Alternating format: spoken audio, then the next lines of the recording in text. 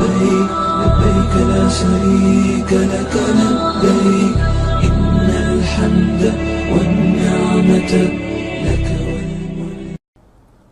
جب نبی صلی اللہ علیہ وسلم اور آپ کے ساتھ قافلہ حج مقام صرف پر پہنچا تو سیدہ عائشہ صدیقہ رضی اللہ تعالی عنہا کو حیض آ گیا.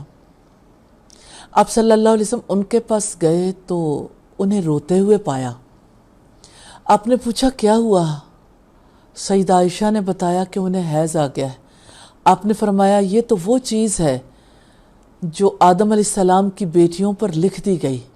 آپ اپنے اعمال حج انجام دیتی رہنا، صرف طواف کو چھوڑ دینا.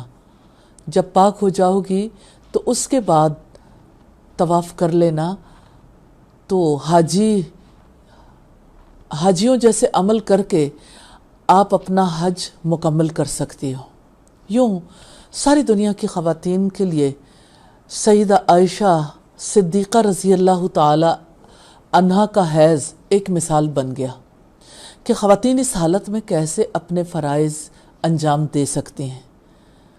الحمدللہ رب العالمین. پھر آپ صلی اللہ علیہ وسلم آگے روانہ ہوئے. مقام صرف پر ہی ایک اور واقعہ پیش آیا.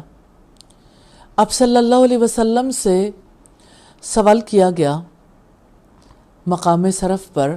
آپ نے جب حاجیوں کو خطبہ دیتے ہوئے کہا کہ آپ میں سے جو قربانی کا جانور لے کر آیا ہے وہ حج کے احرام کو برقرار رکھے گا، اور جو قربانی کا جانور ساتھ نہیں لایا وہ حج کے احرام کو عمرے میں بدل سکتا ہے. سراقہ بن مالک نے پوچھا یہ حکم ہمارے لیے ہے یہ باقی لوگوں کے لیے بھی؟ آپ نے فرمایا یہ حکم سب کے لیے ہے. پھر آپ صلی اللہ علیہ وسلم آگے روانہ ہوئے.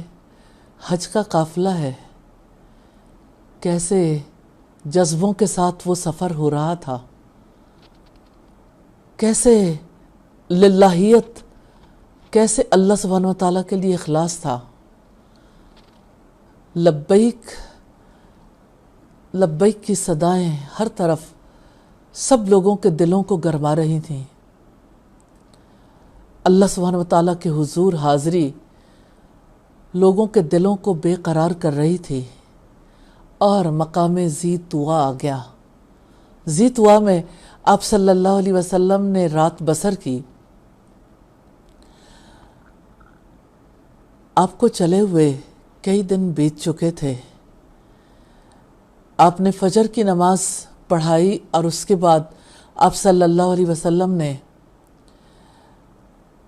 غسل کیا اور پھر آپ صلی اللہ علیہ وسلم نے اگلا سفر جاری رکھا. جب آپ مکہ کے لیے روانہ ہوئے 9 دن بیت چکے تھے. یہ آخری مقام تھا. مکہ سے مدینہ تک کا سفر 9 دن پر مشتمل تھا. 25 ذوالقعدہ کو چلے تھے اور اب ذوالحجہ کی 4 تاریخ تھی. اللہ سبحانہ و تعالیٰ کا گھر جو قریب آ رہا تھا، حاجیوں کے دل کی بے قراری بڑھ رہی تھی. اللہ کے رسول صلی اللہ علیہ وسلم کا ساتھ اور اللہ کے گھر کی زیارت، وہ بھی کیا منظر تھا، وہ بھی کیا جذبے تھے. ہر طرف لبیک کی صدائیں تھیں اور اللہ کے رسول صلی اللہ علیہ وسلم کے پیچھے پیچھے قافلہ حج مکہ میں داخل ہو گیا. یہ سفر جاری ہے.